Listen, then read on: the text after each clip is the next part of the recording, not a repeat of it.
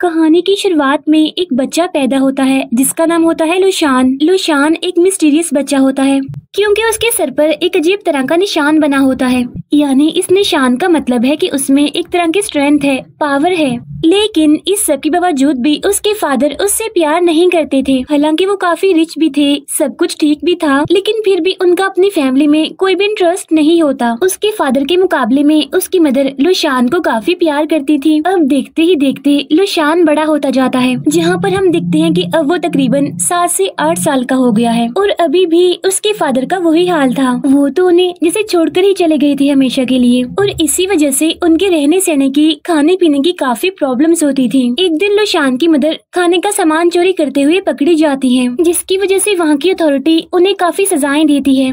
उधर हम बाजार में लुशान को देखते हैं जो कि चॉकलेट खा रहा था और एक गेम शो देख रहा था। तब लोगों के बीच में एक लड़का आकर उसके चॉकलेट चुरा लेता है और जब लुशान ये देखता है तो वो उसके पीछे पड़ जाता है अपनी चॉकलेट वापस लेने के लिए। लेकिन वो लड़का और उसके दोस्त लुशान का काफी मजाक बनाते हैं और उसे काफी परेशान भी करते हैं। साथ साथ वो उसके सर से कैप उतार कर उसे निशान पर मारते हैं, जिससे लुशान को इतनी दर्द होती है कि वो वहीं पर गिरकर बेहोश हो जाता है। लेकिन फिर देखते ही देखते लुशान बड़ी पावर से उठता है और उन सभी लड़कों को वो एक एक करके मारने लगता है। तब कुछ लोग वहाँ पर आकर लुशान को ऐसा करने से रोकते हैं। अब इसी बाजार में किंग का एक कमांडर भी आया हुआ था और वो भी लुशान को लड़ते हुए देखता है और वो लुशान की सुपर स्ट्रेंथ देखकर काफी इम्प्रेस होता है और उसे अपने साथ ले आता है। और तभी लुशान की मदर को पैलेस से बाहर फेंक दिया जाता है। यहाँ पर हम देखते हैं कि उसकी मदर की हालत काफी खराब है क्योंकि वो इंजर्ड होती है। यहाँ पर वो कमांडर भी लुशान की मदर से मिलता है। वो लुशान की मदर से काफी रिक्वेस्ट करता है कि मैं आपके बेटे लुशान को अपने साथ रखना चाहता हूँ ताकि बड़े होकर ये काफी बड़ा वॉरियर बने, क्योंकि इसके पास अलग ही तरह की पावर्स हैं, स्ट्रेंथ है। तब लुशान की मदर सोचती है कि ये आदमी शायद उसे कुंग-फू सिखाएगा, उसे ट्रेनिंग देगा और एक अच्छा वॉरियर बनाएगा।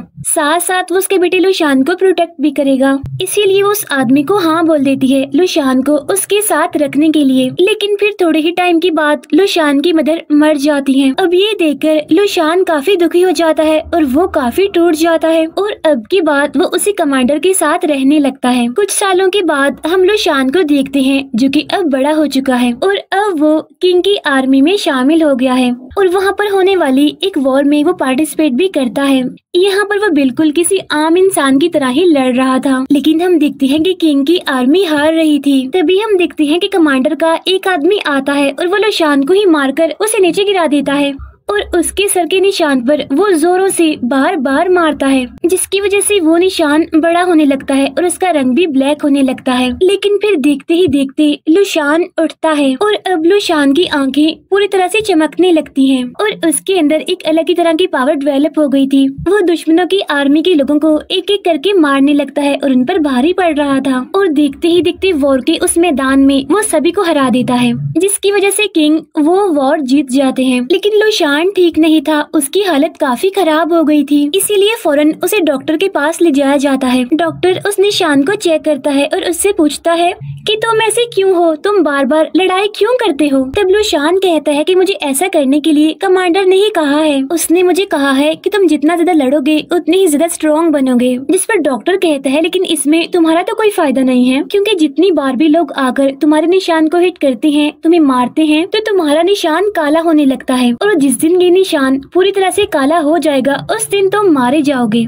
इसीलिए तुम्हें किसी को भी उस निशान को हाथ लगाने नहीं देना है। और रही बात कमांडर की, वो एक लालची इंसान है, वो पैसों के लिए कुछ भी कर सकता है, उसे किसी की परवाह नहीं है। लेकिन तुम्हें तो करनी चाहिए अपनी परवाह, अपनी जान की परवाह। जो कुंग-फू तुम अभी कर रहे हो वो तुम्हारी बॉडी से तुम्हारी सारी एनर्जी छीन रहा है, जिससे बहुत जल्द तुम इतने कमजोर हो जाओगे कि मारे जाओगे। लेकिन हाँ, तुम्हें शैन शाओलिन कुंग-फू सीखना चाहिए, जिससे तुम्हारी बॉडी की जो पावर है वो कम नहीं होगी बल्कि ज्यादा होगी। और ये शैन शाओलिन कुंग-फू एक तरह का मार्शल आर्ट ही है, लेकिन लोग खुद को प्रोटेक्ट करने के लिए, अपनी जान बचाने के लिए इस कुंग-फू का इस्तेमाल करते हैं, न कि दूसरों की जान लेने के लिए। लेकिन हाँ, एक छोटी सी प्रॉब्लम है कि ये शैन शाओलिन कुंग-फू बाहर के लोगों को सिखाया नहीं जाता। अब ये सारी बातें जानने के बाद लुशान डॉक्टर से पूछता है कि प्लीज जल्दी बताइए कि मैं ये शैन शाओलिन कुंग-फू कहाँ से सीख सकता हूँ। तब डॉक्टर कहता है कि तुम्हें एक गाँव जाना पड़ेगा और वहाँ से ही तुम ये कुंग-फू सीख सकते हो। अभी वो दोनों बातें कर ही रहे होते हैं कि तभी वहाँ पर कमांडर आ जाता है और यहाँ पर कमांडर और डॉक्टर के बीच भी बहस होने लगती है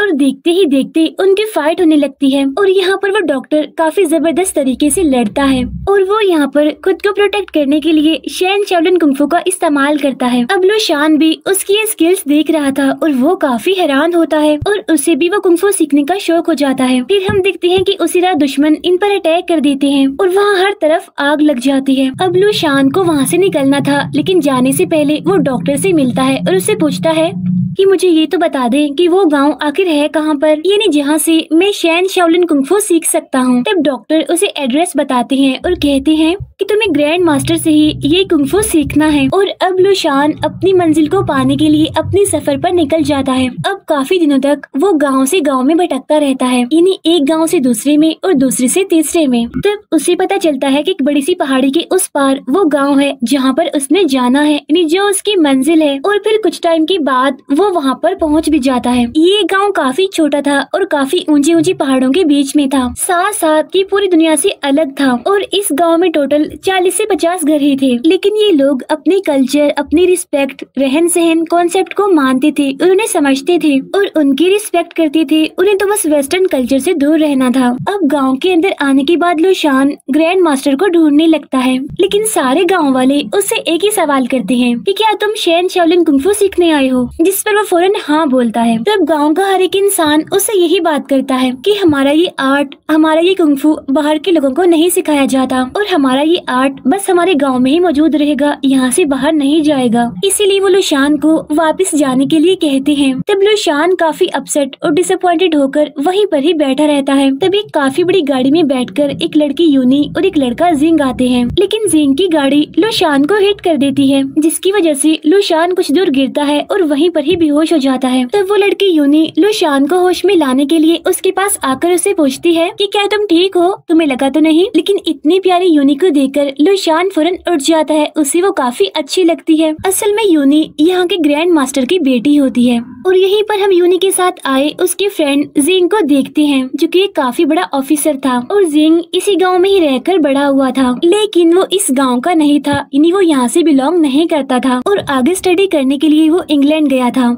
और वहीं से उसने ट्रेन और अलग अलग कंपनीज की टेक्नोलॉजी सीखी थी और वो ईस्ट इंडिया कंपनी के साथ मिलकर इस गांव में एक ट्रेन लाना चाहता था। उसी के साथ शाम में यूनी सारे गांव वालों के साथ उसकी एक मीटिंग बुलाती है और यहाँ पर जिंग सबके सामने एक रेलवे का प्रपोजल रखता है। अब क्योंकि इनका गांव काफी ऊंचे ऊंचे पहाड़ी इलाकों में था, इसीलिए लोगों को यहाँ पर आने जाने में प्रॉब्लम होती थी। इसीलिए वो उन पहाड़ों को खोद कर यहाँ पर वो ट्रेन लाना चाहता था, क्योंकि ट्रेन के आने से काफी फायदा होने वाला था और उसके साथ ही साथ यहाँ पर बिजली भी आने वाली थी और इन्हीं सब का डेमो वो उस टाइम दे रहा होता है। लेकिन उसी टाइम अनलकीली उसकी मशीन में शॉर्ट सर्किट हो जाता है, जिसकी वजह से हर जगह आग लगने लगती है। तब ये देखकर सारे गांव वाले वहाँ से चले जाते हैं और इसीलिए वो उस ट्रेन के लिए जिंग को भी मना कर देते हैं। ये देखकर जिंग को काफी बुरा लगता है, वो काफी नाराज होता है। फिर नेक्स्ट डे यूनी जब अपने घर में होती है तब उसके पास लू शान आता है और वो उससे भी ग्रैंड मास्टर के बारे में पूछता है। तब यूनी उसे बताती है कि यहाँ से काफी दूर एक जंगल है, वहाँ पर एक मोनेस्ट्री है और वहीं पर ही तुम्हें ग्रैंड मास्टर मिल सकते हैं। अब देखने में तो वो जंगल काफी दूर लग रहा था, लेकिन लू शान कुछ ही टाइम में वहाँ पर पहुँच जाता है। लेकिन वहाँ जाने के बाद वो देखता है कि उस मोनेस्ट्री में तो कोई भी नहीं रहता, इसीलिए वो वापस यूनी के पास आकर इस बारे में पूछने लगता है। अब जब गुस्से में यूनी वहाँ से जाने लगती है तो लू शान उसे पकड़ता है और यहाँ पर यूनी अपना एंशिएंट कुंफू करते हुए उसे मारती है और यहाँ पर दोनों के बीच काफी जबरदस्त किस्म की फाइट होने लगती है। लेकिन इस लड़ाई में यूनी उस पर भारी पड़ रही थी, जिसकी वजह से लू शान की हालत खराब होने लगती है। इस लड़ाई में एक टाइम ऐसा आता है जहाँ पर यूनी उसे सिर्फ 4 उंगलियों से ही पकड़ लेती है, जहाँ पर लू शान पूरी तरह से कमजोर पड़ने लगता है, जहाँ पर यूनी उसे सीधा घर से नीचे फेंकती है और इसी वजह से लू शान काफी इंजर्ड हो जाता है। लेकिन तभी गाँव का एक वर्कर इनके वहाँ पर काम करने वाला लू शान को अपने घर लाता है। तब यहाँ पर लू शान उससे भी पूछता है कि क्या आप मुझे कुंफू सिखा सकते हैं, जिस पर वो आदमी कहता है कि नहीं, मैं बस छोटा मोटा काम करने वाला हूँ, मैं तो खुद इस सब के बारे में कुछ नहीं जानता।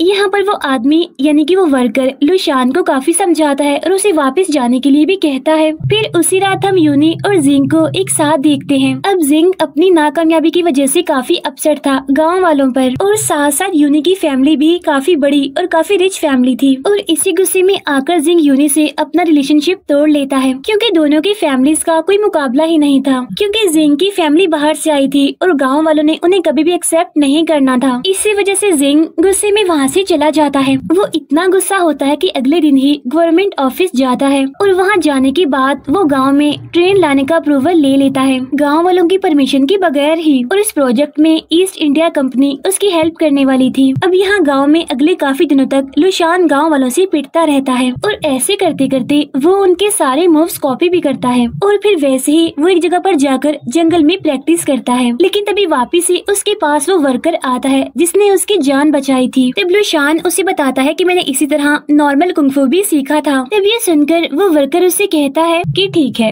लेकिन मेरी एक बात सुनो कि अगली बार जब भी तुम किसी से फाइट करोगे तो तब तुम उनके सारे ट्रिक्स, उनके सारे मूव्स याद रखना जो वो तुम्हारे खिलाफ यूज करेंगे, और फिर वही ट्रिक्स, वही मूव्स तुम उन पर इस्तेमाल करना अगली बार। नेक्स्ट डे लुशान गाँव जाता है जहाँ पर एक लड़का उसे एक चैलेंज देता है। वो लुशान से कहता है कि अगर तुमने मेरे हाथ पर रखा हुआ टोफू गिरा दिया तो तुम जीत जाओगे। और अब देखते ही देखते उनकी फाइट स्टार्ट हो जाती है। अब यहाँ पर पहले पहले तो लुशान काफी मार खाता है, लेकिन फिर वो उस लड़के के सारे मूव्स, सारे ट्रिक्स को कॉपी करने लगता है और उसी लड़के को उसी तरह मारने लगता है बदले में। इस फाइट के दौरान लुशान को कोई धक्का देता है जिसकी वजह से लुशान उसी लड़के पर जा गिरता है और उसके हाथ पर रखा हुआ टोफू नीचे गिर जाता है। अब इस तरह से लुशान जीत गया था। लेकिन तभी लुशान को याद आता है कि उसे किसी ने धक्का दिया था, तो क्या पता वो ग्रैंड मास्टर ही हो। इसीलिए वो उन्हें ढूंढने के लिए वहाँ पर जाता है, लेकिन उसे तो वहाँ पर कोई भी नहीं मिलता। लेकिन यूनी समझ जाती है कि उसे धक्का किसने मारा होगा, यानी उसे कुंग-फू कौन सिखा रहा है। इसीलिए यूनी फौरन उस आदमी के पास पहुँचती है और उसे काफी डांटती है क्योंकि उसने इस गाँव के रूल्स को तोड़ा था। यहाँ पर हमें पता चलता है कि उसे धक्का मारने वाला कोई यून नहीं बल्कि वही वर्कर था। यूनी उसे कहती है कि आपको पता है अच्छी तरह कि ये कुंग-फू बाहर के किसी भी आदमी को सिखाया नहीं जा सकता। लेकिन वो आदमी इनकार करते हुए कहता है, लेकिन मैंने तो उसे कुछ भी नहीं सिखाया, बल्कि उसने आसपास के लोगों से ही ये सब कुछ सीखा है। ऐसा कहने के बाद वो वर्कर वहाँ से चला जाता है।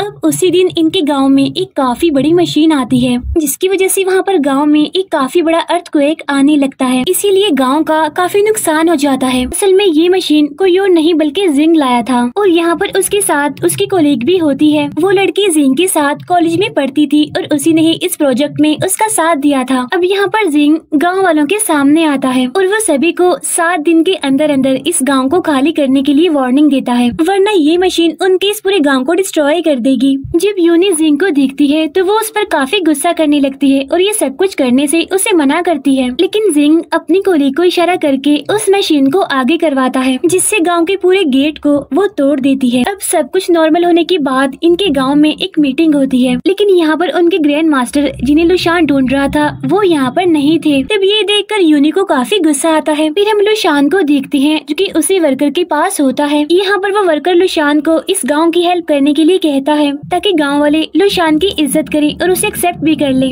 साथ साथ जिंग की वजह से लुशान के पास ये काफी अच्छा चांस भी था। फिर वो आदमी लुशान को इस बड़ी सी मशीन के अंदर भेजता है ये चेक करने के लिए कि आखिर ये काम कैसे करती है। जहाँ अब लुशान मशीन में जाकर वहाँ से काफी सारी डिटेल्स लाता है। उसी रात वो कोलीग जिंग को बताती है कि तुम मुझे पसंद हो और मैं तुमसे शादी करना चाहती हूँ। लेकिन जिंग उसे इसके लिए मना करते हुए कहता है कि जब तक मैं गाँव वालों के सामने खुद को प्रूव न कर लूँ मैं किसी भी रिलेशन में नहीं आना चाहता। लेकिन जिंग का ये इनकार सुनकर अब उसकी कोलीग वापिस से इंग्लैंड जाना चाहती थी। फिर यहाँ जिंग अपनी कोलीग से कहता है कि बेशक मैं तुमसे अभी शादी नहीं कर रहा, लेकिन तुम मुझे हमेशा से पसंद हो।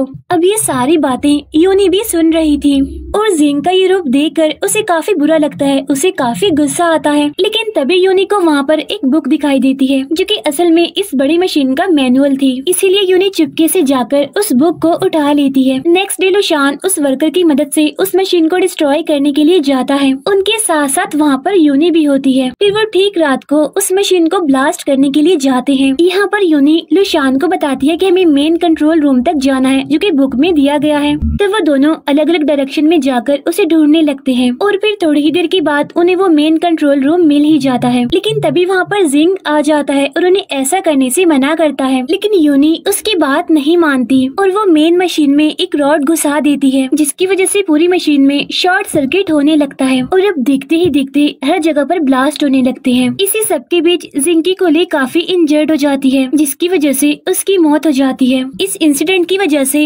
यूनी भी बेहोश हो जाती है। इसीलिए लुशान उसे उठा उठाकर सारे गांव वालों के सामने आता है और तभी वहाँ पर आ जाते हैं ग्रैंड मास्टर भी। और अब यहाँ पर हमें एक शॉकिंग बात पता चलती है। असल में ग्रैंड मास्टर कोई और नहीं बल्कि वही वर्कर थे जो लुशान की मदद कर रहे थे। यहाँ पर वो वर्कर यानी ग्रैंड मास्टर बताते हैं कि मैं नहीं चाहता था कि कोई भी गांव वाला इस लड़ाई में शामिल हो, इसीलिए मैं लुशान की मदद से इस मशीन को डिस्ट्रॉय करना चाहता था, क्योंकि इस इंसिडेंट में एक फॉरेन यानी कि जिंग की कोलीग मारी गई और बहुत जल्द ईस्ट इंडिया कंपनी हम पर हमला करने वाली है। इसीलिए गांव के सारे लोग वॉर के लिए रेडी होने लगते हैं और फिर कुछ ही दिन के बाद उनकी आर्मी इन पर अटैक कर देती है। लेकिन गाँव के सारे लोग रेडी थे और ग्रैंड मास्टर भी इस लड़ाई में शामिल होते हैं। यहाँ पर उन लोगों के बीच काफी बड़ी वॉर होती है, जिसके बाद जिंग अपने साथियों के साथ यहाँ से भाग जाता है। लुशान भी इस लड़ाई में लड़ते लड़ते बेहोश हो गया था, साथ साथ उसके सर का जो निशान था वो भी काला हो गया था, जिसकी वजह से वो मरने वाला था बस। फिर ये सभी लोग गांव के हेड के पास जाते हैं, लेकिन अब क्योंकि लुशान ने उनके गांव का कुंग फू सीखा था इसीलिए उसे सजा देने का ऐलान किया जाता है। लेकिन ग्रैंड मास्टर और उनकी बेटी यूनी इस फैसले से मना करते हैं। लेकिन लुशान को सजा तो लाजमी होनी थी। लेकिन तभी यूनी को याद आता है कि लुशान कितना अच्छा इंसान है, उसने छोटी सी चीज कुंग फू सीखने के लिए गांव को इतना ज्यादा प्रोटेक्ट किया और इस पूरे गांव के लिए उसने अपनी जान की परवाह भी नहीं की। और उसकी यही बात यूनी को काफी पसंद आती है, इसीलिए वो सारे गांव वालों के सामने अपना फैसला सुनाती है कि बेशक लुशान इस गांव से बिलोंग नहीं करता, लेकिन हाँ मैं अब उससे शादी करूंगी। लेकिन शादी के बाद तो वो मेरी फैमिली का हिस्सा बन जाएगा और इस गाँव का हो जाएगा। तब यूनी के फादर यानी ग्रैंड मास्टर ये सुनकर काफी खुश हो जाते हैं और इस तरह से लुशान की जान भी बच जाती है। फिर नेक्स्ट सीन में हम देखते हैं कि उन दोनों की शादी हो जाती है। फिर हम देखते हैं कि ईस्ट इंडिया कंपनी इस गांव पर चार्जेस लगाती है और जल्द ही वो अपनी आर्मी के साथ इस गांव में आने वाले थे अटैक करने के लिए। और इसी के साथ ये मूवी यहीं पर एंड हो जाती है। Thank you for watching.